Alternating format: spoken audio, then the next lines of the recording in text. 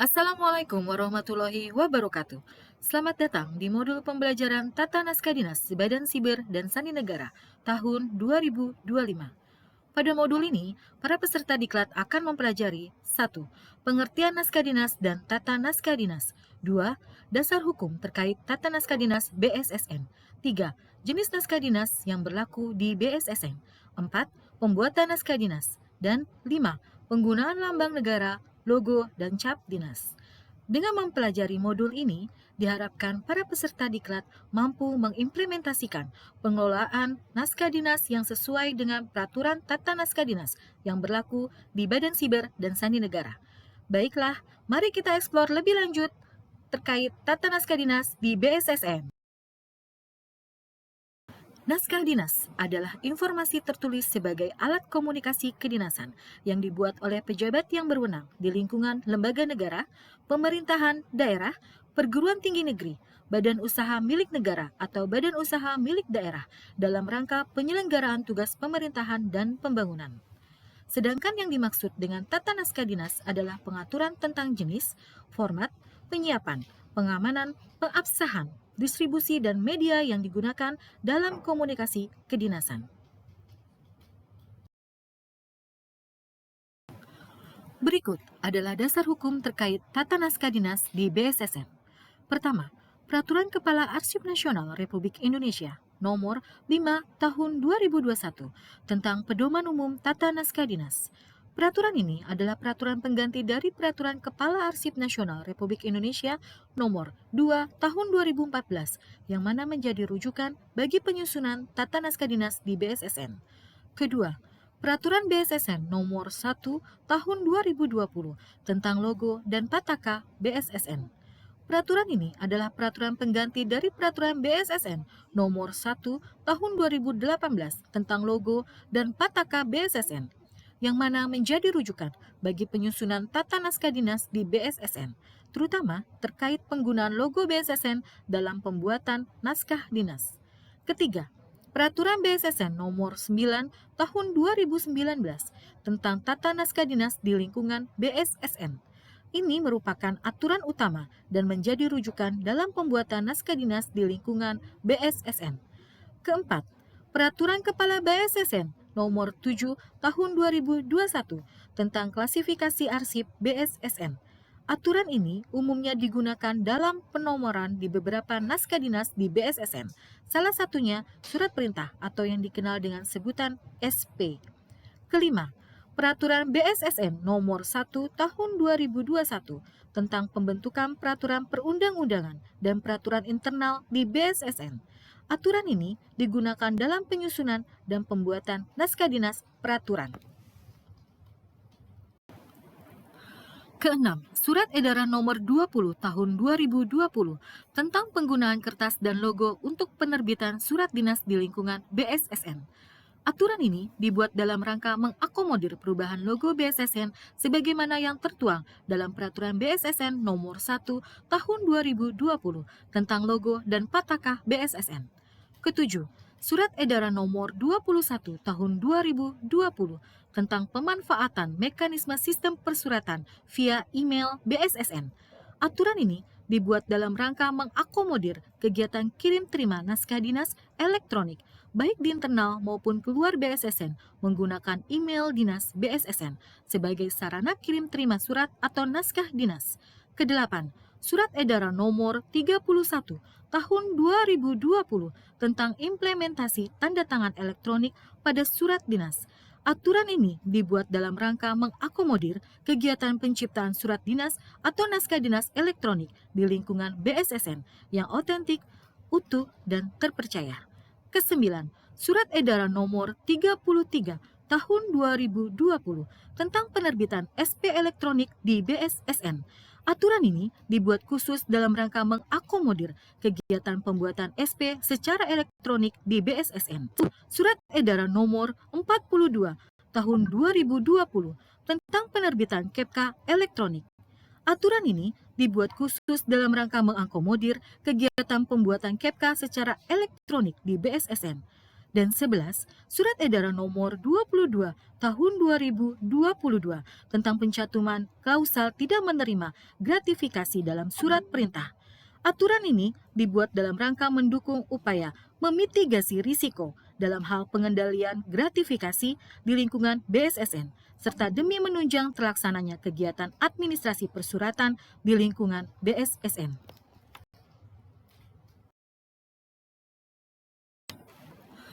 Ada 9 jenis naskah dinas yang berlaku di BSSN, yaitu pertama, naskah dinas arahan, kedua, naskah dinas korespondensi, ketiga, naskah dinas khusus, keempat, sertifikat, kelima, notula, keenam, formulir, ketujuh, telaah staf, kedelapan, laporan, dan kesembilan, naskah dinas elektronik. Secara umum, ada 3 jenis naskah dinas yang sering dibuat dan diterima oleh unit-unit kerja di BSSN. Pertama, adalah naskah dinas arahan. Naskah dinas arahan terdiri dari beberapa naskah dinas, yakni naskah dinas pengaturan yang di dalamnya terdiri dari peraturan BSSN, pedoman, cuklak atau juknis, instruksi, SOP, dan surat edaran. Perlu untuk diketahui bahwa semenjak diberlakukannya Peraturan BSSN Nomor 1 Tahun 2021 tentang pembentukan peraturan perundang-undangan dan peraturan internal di BSSN, untuk naskah dinas pedoman berganti nama menjadi Peraturan BSSN. Sedangkan naskah dinas peraturan BSSN berubah nama menjadi Peraturan Kepala BSSN. Adapun naskah dinas juklak atau juknis sudah tidak diberlakukan. Selanjutnya adalah naskah dinas penetapan, yang di dalamnya terdapat naskah dinas keputusan. Dan yang terakhir adalah naskah dinas penugasan, yang di dalamnya terdapat naskah dinas surat perintah atau lazim disebut dengan SP. Kedua adalah naskah dinas korespondensi. Naskah dinas korespondensi terdiri dari beberapa naskah dinas, yakni naskah dinas internal, yang di dalamnya terdiri dari nota dinas dan disposisi. Lalu, ada naskah dinas eksternal, bentuknya adalah surat dinas. Dan yang terakhir adalah undangan, yang terbagi menjadi 2, yakni undangan internal dan eksternal. Adapun naskah dinas terakhir yang sering dibuat dan diterima oleh unit-unit kerja di BSSN adalah naskah dinas khusus, yang terdiri dari surat perjanjian, surat kuasa, surat keterangan, berita acara, surat pengantar, dan pengumuman. Bisa diperhatikan dan dipahami, ada banyak sekali naskah-naskah dinas yang berlaku di BSSN. Namun, untuk kegiatan praktik pembuatan naskah dinas, kita hanya memfokuskan ke beberapa naskah dinas, yakni keputusan, surat perintah, nota dinas, dan surat dinas. Untuk naskah dinas lainnya, bisa kalian baca dan pelajari pada bahan yang disertakan dalam LMS. Untuk itu, tetap semangat untuk mengerjakan. Kali ini kita akan membahas naskah dinas keputusan. Keputusan adalah naskah dinas yang memuat kebijakan yang bersifat menetapkan, tidak bersifat mengatur, dan merupakan pelaksanaan kegiatan yang digunakan untuk pertama, menetapkan atau mengubah status kepegawaian atau personal atau keanggotaan atau material atau peristiwa. Kedua, menetapkan atau mengubah atau membubarkan suatu kepanitiaan atau tim. Dan yang ketiga, menetapkan pelimpahan wewenang. Ada beberapa hal yang diperhatikan dalam pembuatan naskah dinas keputusan kepala. Konsep keputusan kepala, baik konvensional maupun elektronik, harap disertai dengan nota dinas penerusan dari kepala unit kerja ke kepala BSSN dan tanpa perlu disertai lembar disposisi. Untuk konsep keputusan kepala konvensional agar disertai dengan paraf konseptor, sedangkan untuk KEPKA elektronik, paraf konseptor bisa diganti dengan tanda tangan elektronik invisible. Adapun mekanisme terkait paraf konseptor bisa dilihat pada TND BSSN, sedangkan untuk mekanisme terkait TTE invisible dapat dilihat pada Surat Edaran Nomor 42 Tahun 2020. Terkait dengan pejabat yang berwenang untuk menetapkan dan menandatangani keputusan adalah sebagai berikut. Untuk keputusan Kepala BSSN ditandatangani oleh Kepala BSSN. Untuk keputusan Ketua STSN, yang mana saat ini sudah berubah menjadi Keputusan Direktur PSSN, ditandatangani oleh Direktur PSSN. Dan hanya untuk keputusan tertentu, seperti keputusan Direktur PSSN terkait kelulusan taruna PSSN. Selanjutnya, ada pejabat lain yang menerima pendelegasian wewenang. Sebagai contoh adalah keputusan Kepala Unit Kerja tentang penetapan tim kerja. Adapun keputusan Kepala Unit Kerja ini merupakan amanat dari keputusan Kepala BSSN tentang pendelegasian wewenang Kepala Unit Kerja untuk menetapkan tim kerja di lingkungan unit kerjanya. Jadi, tanpa adanya keputusan kepala terkait pendelegasian wewenang tersebut, maka Kepala Unit Kerja tidak dapat menetapkan dan menandatangani keputusan Kepala Unit Kerja.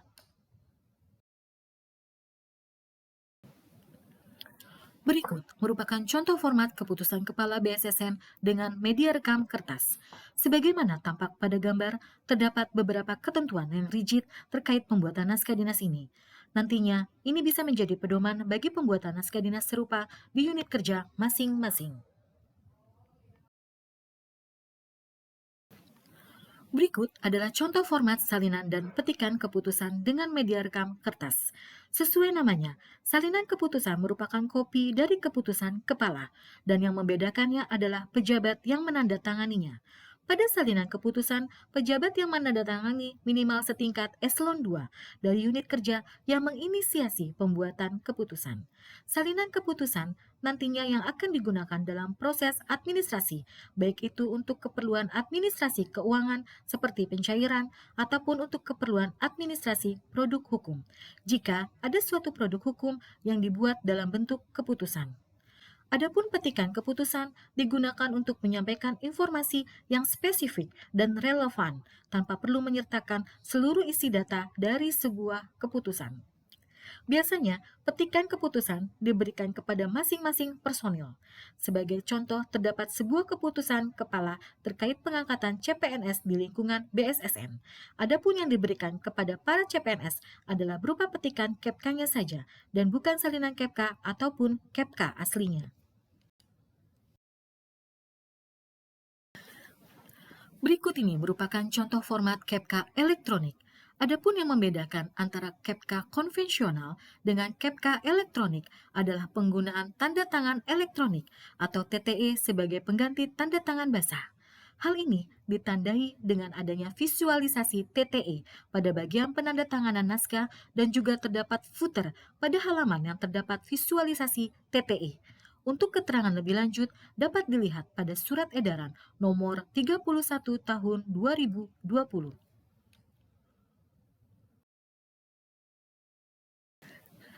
Berikut merupakan contoh format salinan dan petikan KEPK elektronik.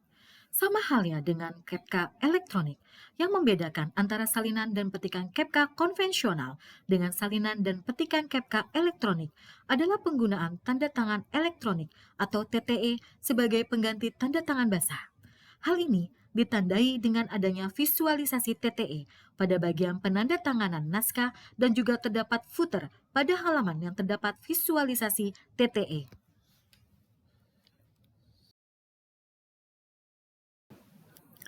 Selanjutnya, pembahasan jenis naskah dinas kedua, yakni surat perintah. Sebagaimana tampak pada layar, surat perintah atau dikenal juga dengan SP merupakan naskah dinas yang dibuat oleh atasan atau pejabat yang berwenang kepada bawahan atau pegawai yang memuat perintah untuk melaksanakan tugas tertentu.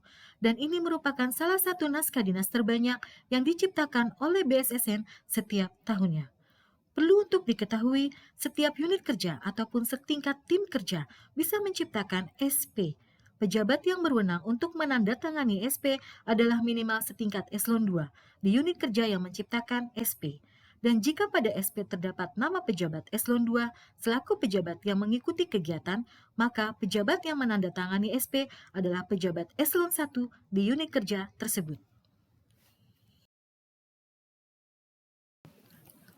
Berikut merupakan format SP konvensional dan SP elektronik. Sama halnya dengan KEPK, format antara SP konvensional dengan SP elektronik kurang lebih sama dan yang membedakan di antara keduanya adalah penggunaan TTE pada SP elektronik yang ditandai dengan penggunaan visualisasi TTE dan footer pada SP elektronik. Di samping itu, perlu untuk diketahui bahwa dengan dikeluarkannya Surat Edaran Nomor 22 Tahun 2022, maka setiap SP yang diciptakan oleh setiap unit kerja wajib disertai dengan footer yang berisi klausal tidak menerima gratifikasi atau dalam format SP ditandai dengan footer yang berwarna biru.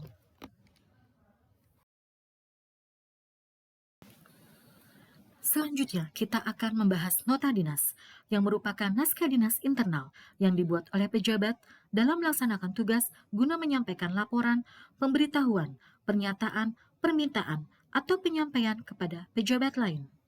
Perlu untuk diketahui bahwa nota dinas dibuat oleh Kepala BSSN atau serendah-rendahnya pejabat eselon 4.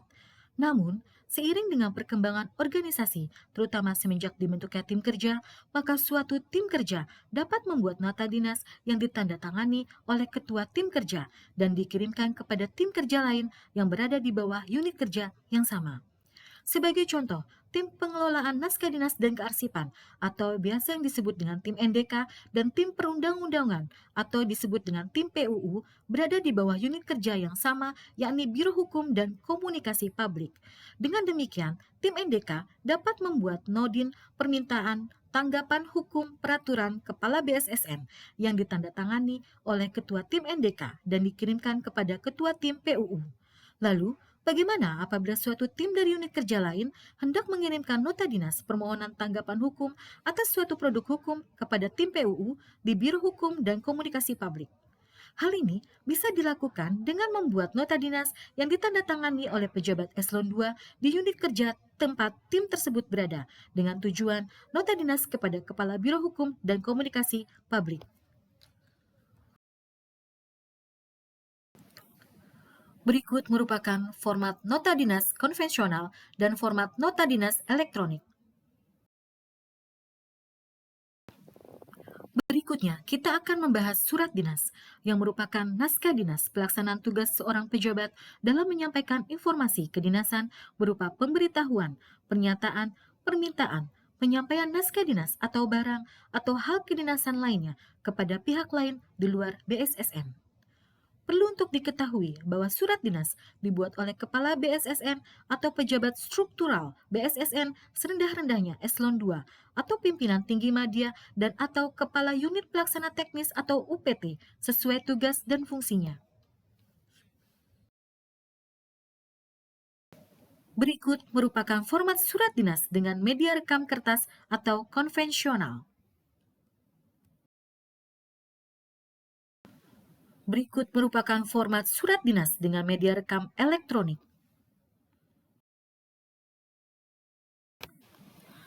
Setiap naskah dinas harus merupakan intisari dari pemikiran yang ringkas dan jelas, sesuai dengan maksud dan tujuan dibuatnya naskah dinas yang disusun secara sistematis. Dalam penyusunannya, perlu memperhatikan syarat-syarat sebagai berikut. Pertama, ketelitian. Dalam menyusun naskah dinas harus tercermin ketelitian dan kecermatan. Dilihat dari bentuk, susunan, pengetikan, isi, struktur, kaidah bahasa, dan penerapan kaidah ejaan di dalam pengetikan. Kecermatan dan ketelitian sangat membantu pimpinan dalam mengurangi kesalahan pengambilan putusan atau kebijakan. 2. Kejelasan. Naskah dinas harus memperlihatkan kejelasan maksud dari materi yang dimuat dalam suatu naskah dinas.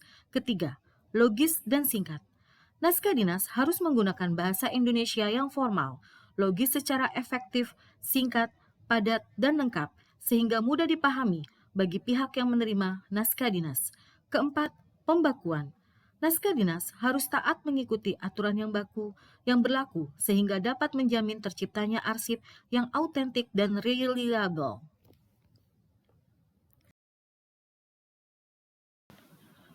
Nomor pada naskah dinas merupakan segmen penting dalam kearsipan. Oleh karena itu, susunannya harus dapat memberikan kemudahan penyimpanan, temu balik, dan penilaian arsip. Berikut adalah salah satu contoh format penomoran pada naskah dinas yang berlaku di BSSN, yakni keputusan kepala dan surat perintah. Adapun permintaan nomor untuk kedua naskah dinas tersebut adalah kepada tim NDK dengan mengajukan permohonan permintaan nomor surat via email dinas BSSN dengan menyertakan keterangan dari surat dinas yang akan dimintakan nomor.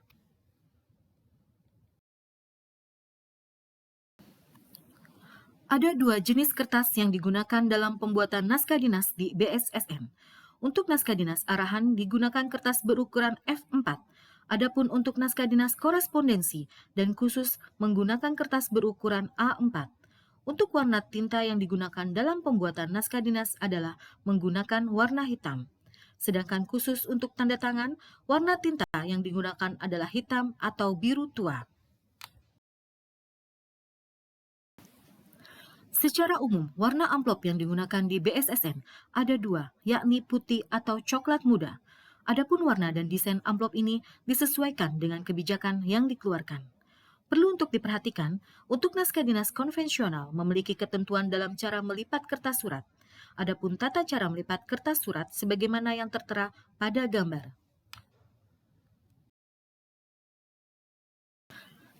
Hanya naskah-naskah dinas tertentu yang memiliki nomor halaman, yakni peraturan dan laporan. Adapun ketentuan terkait pemberian nomor halaman, yakni menggunakan angka Arab dan dicantumkan secara simetris di tengah atas dengan membubuhkan tanda hubung sebelum dan setelah nomor, sebagaimana yang tertera pada gambar. Perlu untuk diketahui juga terkait ketentuan jarak dan spasi. Jarak antara bab dan judul adalah 2 spasi. Jika judul lebih dari 1 baris, jarak antara baris pertama dan kedua adalah 1 spasi. Jarak antara judul dan subjudul adalah 4 spasi. Jarak antara subjudul dan uraian adalah 2 spasi. Jarak masing-masing baris disesuaikan dengan keperluan. Kata penyambung merupakan kata yang digunakan sebagai tanda bahwa teks masih berlanjut pada halaman berikutnya jika naskah lebih dari 1 halaman. Kata penyambung ditulis pada akhir setiap halaman pada baris terakhir teks di sudut kanan bawah halaman dengan urutan kata penyambung dan 3 buah titik. Kata penyambung itu diambil persis sama dari kata pertama halaman berikutnya. Jika kata pertama dari halaman berikutnya menunjuk pasal atau diberi garis bawah atau dicetak miring, kata penyambung juga harus dituliskan sama. Kata penyambung tidak digunakan untuk pergantian bagian. Untuk jenis font yang digunakan dalam pembuatan naskah dinas di BSSN, kecuali sertifikat, hanya ada 3 jenis yakni Times New Roman, Bookman Old Style, dan Arial. Adapun penggunaan dan ukuran dari font yang digunakan dapat dilihat pada gambar. Dalam mengamankan suatu naskah dinas, hal pertama yang perlu dilakukan adalah menentukan derajat klasifikasi, keamanan, dan akses. Ada 4 jenis derajat klasifikasi, keamanan, dan akses. Pertama, sangat rahasia, disingkat SR, merupakan tingkat keamanan isi surat dinas yang tertinggi, sangat erat hubungannya dengan keamanan dan keselamatan negara. Jika disiarkan secara tidak sah atau jatuh ke tangan yang tidak berhak, surat ini akan membahayakan siasat, kedudukan, dan keselamatan negara. Naskah dinas sangat rahasia diberikan kode SR dengan menggunakan tinta warna merah. Kedua, rahasia disingkat R ialah naskah dinas yang apabila fisik dan informasinya diketahui oleh pihak yang tidak berhak dapat mengakibatkan terganggunya fungsi penyelenggaraan negara, sumber daya nasional, ketertiban umum, termasuk terhadap ekonomi makro. Apabila informasi yang terdapat dalam naskah dinas bersifat sensitif, baik bagi lembaga maupun perorangan, akan menimbulkan kerugian yang serius terhadap privasi, keuntungan kompetitif, hilangnya kepercayaan, serta merusak kemitraan dan reputasi. Naskah dinas rahasia diberikan kode R dengan menggunakan tinta warna merah. Ketiga, terbatas disingkat T merupakan tingkat keamanan isi surat dinas yang isinya tidak boleh diumumkan dan hanya boleh diketahui dalam lingkungan tertentu atau tidak boleh disebarluaskan. Naskah dinas terbatas diberikan kode T dengan menggunakan tinta hitam. Keempat, biasa disingkat B, merupakan tingkat keamanan isi surat dinas yang tidak termasuk dalam butir 1 sampai dengan 3. Namun, itu tidak berarti bahwa isi surat dinas tersebut dapat disampaikan kepada yang tidak berhak mengetahuinya. Naskah dinas biasa diberikan kode B dengan menggunakan tinta hitam. Security printing, yaitu percetakan yang berhubungan dengan pengamanan tingkat tinggi pada naskah, dengan tujuan untuk mencegah pemalsuan dan perusakan serta jaminan terhadap keautentikan dan keterpercayaan naskah dinas. Security printing menggunakan metode teknis sebagai berikut. Kertas khusus. Kertas yang dipakai sebagai pengamanan memiliki nomor seri pengaman yang letaknya diatur secara tersendiri dan hanya diketahui oleh pihak-pihak tertentu. Penggunaan kertas ini harus berurutan sesuai dengan nomor serinya sehingga memudahkan pelacakan. Watermarks. Watermarks merupakan gambar dikenali atau pola pada kertas yang muncul lebih terang atau lebih gelap dari sekitar kertas yang harus dilihat dengan cahaya dari belakang kertas karena variasi kerapatan kertas. Emboss merupakan tulisan timbul, biasanya digunakan pada ijazah atau sertifikat. Untuk tingkat kecepatan atau derajat kecepatan, berita dapat dilihat pada slide.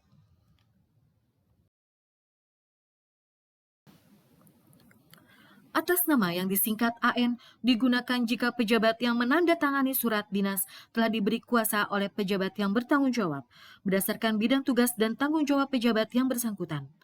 Tanggung jawab tetap berada pada pejabat yang melimpahkan wewenang dan pejabat yang menerima pelimpahan wewenang harus mempertanggungjawabkan kepada pejabat yang melimpahkan wewenang.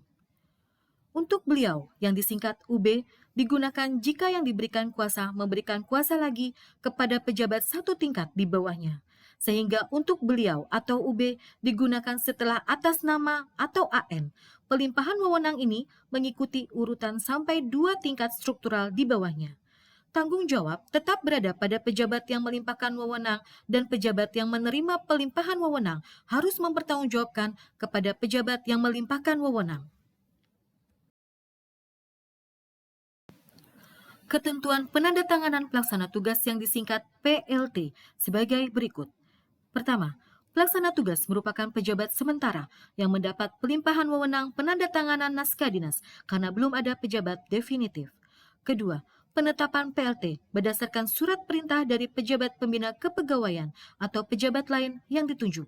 Ketiga, pegawai negeri yang menduduki jabatan struktural hanya dapat diangkat sebagai PLT dalam jabatan struktural yang eselonnya sejajar atau setingkat lebih tinggi. Keempat, pegawai negeri yang tidak menduduki jabatan struktural hanya dapat diangkat sebagai PLT dalam jabatan struktural eselon 4. Kelima, pegawai negeri yang diangkat sebagai PLT tidak memiliki kewenangan untuk menetapkan atau menandatangani naskah dinas keputusan yang mengikat, seperti pembuatan penilaian prestasi kerja, penetapan surat keputusan, penjatuhan hukuman disiplin, dan sebagainya atau naskah dinas pengaturan. Keenam, PLT bertanggung jawab atas naskah dinas yang ditandatanganinya. Lambang negara, logo, dan cap dinas digunakan dalam tata naskah dinas sebagai tanda pengenal atau identifikasi yang bersifat tetap dan resmi. Untuk memperoleh keseragaman dalam penyelenggaraan tata naskah dinas di jajaran BSSN, perlu ditentukan penggunaan lambang negara, logo, dan cap dinas pada kertas surat dan amplop. Lambang negara. Lambang negara digunakan dalam tata naskah dinas sebagai tanda pengenal atau identifikasi yang bersifat tetap dan resmi. Lambang negara digunakan dalam tata naskah dinas yang ditandatangani oleh BSSN. Logo. BSSN memiliki logo sebagai identitas lembaga berdasarkan peraturan perundang-undangan. Logo digunakan oleh pejabat yang berwenang pada BSSN untuk kepentingan kedinasan. Kop surat. Lambang negara ditempatkan pada bagian atas kepala surat secara simetris pada naskah dinas. Logo pada kop naskah dinas dicantumkan berdasarkan bentuk dan ukuran tertentu. Penggunaan kop surat yang memuat logo disesuaikan dengan lokasi unit kerja pembuat surat. Jika unit kerja berlokasi di Ragunan, maka menggunakan kop surat dengan alamat Ragunan. Sedangkan unit kerja yang berlokasi di Bojongsari, Depok, maka menggunakan kop surat dengan alamat Bojongsari, Depok. Cap dinas yaitu tulisan dan atau lambang tingkat jabatan dan atau instansi yang digunakan sebagai tanda pengenal yang syah dan berlaku, yang dibubuhkan pada ruang tanda tangan. Berikut merupakan gambar cap dinas yang berlaku di BSSN sesuai dengan Surat Edaran Nomor 20 Tahun 2020. Demikianlah modul pembelajaran tata naskah dinas BSSN. Terima kasih atas perhatiannya. Semoga apa yang disampaikan menjadi ilmu yang bermanfaat serta menjadi bekal dalam menjalani tugas dan fungsi sebagai ASN di unit kerja masing-masing. Wassalamualaikum warahmatullahi wabarakatuh.